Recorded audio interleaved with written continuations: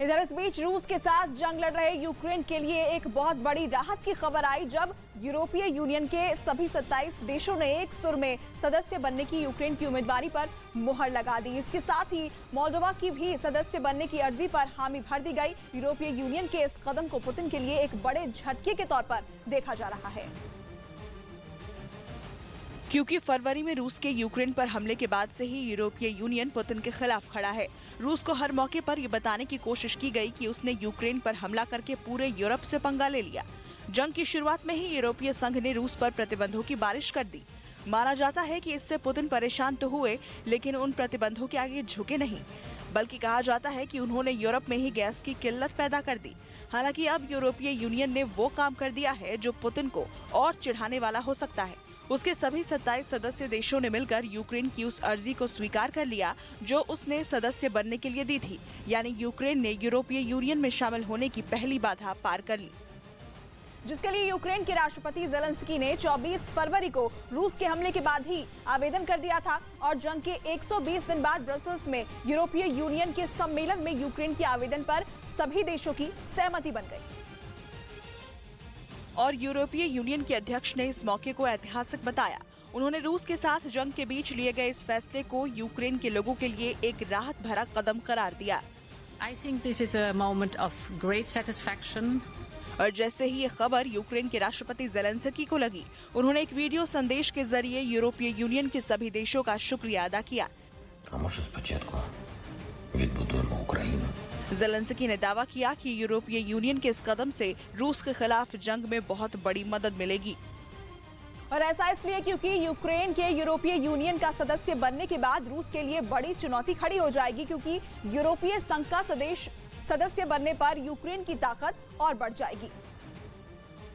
साथ ही उसकी सैन्य शक्ति में भी जबरदस्त इजाफा देखने को मिलेगा। ऐसा इसलिए क्योंकि अपने किसी भी सदस्य देश पर हमले के हालात में यूरोपीय संघ के सभी देश एकजुट हो जाते हैं। वो अपने सदस्य देश को दुश्मन से बचाने के लिए पूरी मदद करते हैं। यही वजह है कि यूरोपीय यूनियन का सदस्य बनने पर यूक्रेन के साथ सिर्फ उसकी नहीं बल्कि 27 देशों की ताकत होगी, जो रूस के लिए किसी मुसीबत से कम नहीं होगी। इसके साथ ही यूरोपीय यूनियन में शामिल होने से यूक्रेन को एक बड़ा व्यापार मंच मिलेगा। यूरोप के 27 देशों में बेधड़क बिना पासपोर्ट के एंट्री हो जाएगी, बिना पाबंदियों के आयात निर्यात होने लगेगा और यूक्रेन में यूरो मुद्रा चलने लगेगी। हालांकि अभी ये यूक्रेन के लिए पहला ही कदम है। पूरी तरह यूरोपीय यूनियन का सदस्य बनने के लिए अभी उसे कई और कसौटियों से गुजरना होगा, जिसमें कई साल तक लग सकते हैं। तुर्की 1999 से यूरोपीय संघ की सदस्यता पाने की कोशिश में जुटा हुआ है, लेकिन अभी तक उसे सफलता नहीं मिली। खबर है कि इंडो पैसिफिक रीजन में चीन को मात देने के लिए अमेरिका युद्ध की तैयारियों को धार देने में जुट गया है। पश्चिमी मीडिया ने दावा किया कि इसके लिए पिछले दिनों अमेरिका ने जापान के पास समंदर में अपनी हवाई ताकत को परखा भी। मतलब यूक्रेन युद्ध का फायदा उठाकर जंग की तैयारी कर रहे चीन से निपटने के लिए अमेरिका ने अपनी एयरफोर्स की बहुत बड़ी ड्रिल की। द यूरेशियन टाइम्स ने दावा किया कि अमेरिकी वायुसेना के सबसे आधुनिक और घातक लड़ाकू विमान F-22 रैप्टर भी इस शक्ति प्रदर्शन में शामिल हुए, जिन्होंने जापान के लड़ाकू विमानों के साथ मिलकर हवाई हमले का अभ्यास किया, जिसका मकसद ही था चीन से युद्ध के लिए हर वक्त तैयार रहना। क्योंकि जिस तरह से हाल के दिनों में ताइवान को लेकर इस इलाके में तनातनी बढ़ी है, उसके बाद अमेरिका को लगने लगा है कि चीन किसी भी वक्त युद्ध शुरू कर सकता है। और पश्चिमी मीडिया तो ये तक दावा कर चुका है कि प्रशांत महासागर का गुआम द्वीप अमेरिका और चीन के युद्ध का मैदान बन सकता है, जो है तो अमेरिका का हिस्सा ही, लेकिन प्रशांत महासागर में उसकी स्थिति उसे चीन के आसान निशाने पर लाती है। और माना जाता है कि अमेरिका ने इस द्वीप में अपने हथियारों का एक बड़ा गोदाम तैयार किया है और वहां चीन का हमला होने का मतलब होगा इंडो पैसिफिक रीजन में अमेरिकी सेना की रीढ़ पर हमला। इसीलिए अमेरिका ने चीन के किसी भी हमले का मुंह तोड़ जवाब देने के लिए अपनी तैयारियां तेज कर दी। खबर है कि इसके लिए उसने जापान में हुई मिलिट्री ड्रिल में भेजने से पहले अपने लड़ाकू विमान F-22 रैप्टर को घातक मिसाइल से भी लैस कर दिया। और पश्चिमी मीडिया ने दावा किया कि अमेरिका ने अपने F-22 रैप्टर नाम के लड़ाकू विमान में जो मिसाइल लोड की है, वो लंबी दूरी तक मार कर सकती है।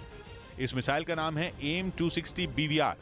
साथ ही अमेरिका ने चीन को पस्त करने के लिए अपने उस लड़ाकू विमान को चुना, जिसकी तकनीक उसने अब तक किसी दूसरे देश को नहीं बेची है। मतलब ये कि अमेरिका चीन के किसी भी हमले का जवाब उस लड़ाकू विमान से देगा, जिसके बारे में शी जिनपिंग को अच्छी तरह से पता ही नहीं है। और कहा जा रहा है कि इस बात का अमेरिका को बड़ा फायदा हो सकता है। अमेरिका का ये लड़ाकू विमान दुनिया के बेहतरीन लड़ाकू विमानों में गिना जाता है, जो 5वीं पीढ़ी का लड़ाकू विमान है। और AIM-260 BVR मिसाइल लोड होने के बाद तो इसकी ताकत और बढ़ जाएगी, जिससे निपटना चीन के लिए मुश्किल होगा, क्योंकि ये हवा से हवा में मार करती है। मतलब चीन के लड़ाकू विमानों को आसमान में ध्वस्त करने की ताकत रखती है। यही नहीं, इसे इस तरह से डिजाइन किया गया है कि वो लंबे और छोटे दोनों तरह के मिशन में